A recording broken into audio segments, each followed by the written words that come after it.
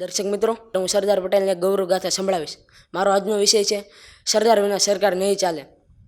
આ એ સમયની વાત છે જ્યારે સરદાર અને જવાહરલાલ નહેરુ બંને ભારતનો વિચાર કરનાર રાજ હતા, પરંતુ બંનેની વિચારવાની દિશાઓ જુદી જુદી હતી.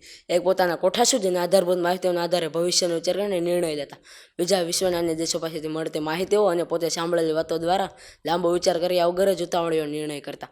એકને ભારતના લોકો શું વિચારે એની ચિંતા રહેતી, બીજા વિશ્વના અન્ય દેશો શું વિચારે એની ચિંતા કરતા. આઝાદી પછી સરદાર અને જવાહર વચ્ચેનું અંતર વધતું જતું હતું.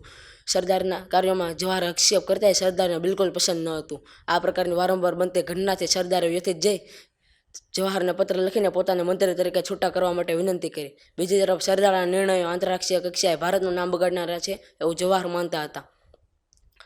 આથી સરદારનો રાજીનામાનો પત્ર વાંચ્યા પછી પોતાનું રાજીનામું આપવાની વાત કરતો પત્ર સરદારને લખ્યો.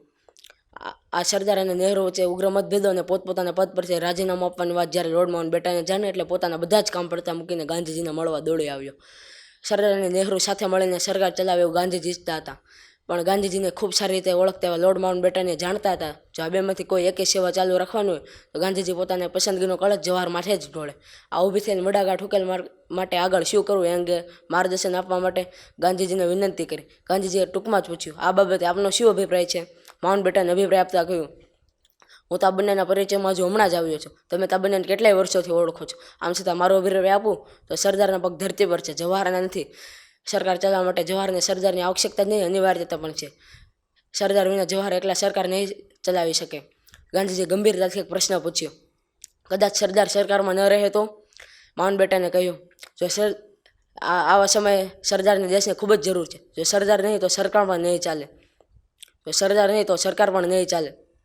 માઉન્ટબેટનનો આ અભિપ્રાય ગાંધીજીએ ખૂબ જ ગંભીરતાથી ધ્યાને લીધો અને પછી એકબીજાની સાથે કામ કરવા માટે રાજી કરી લીધા.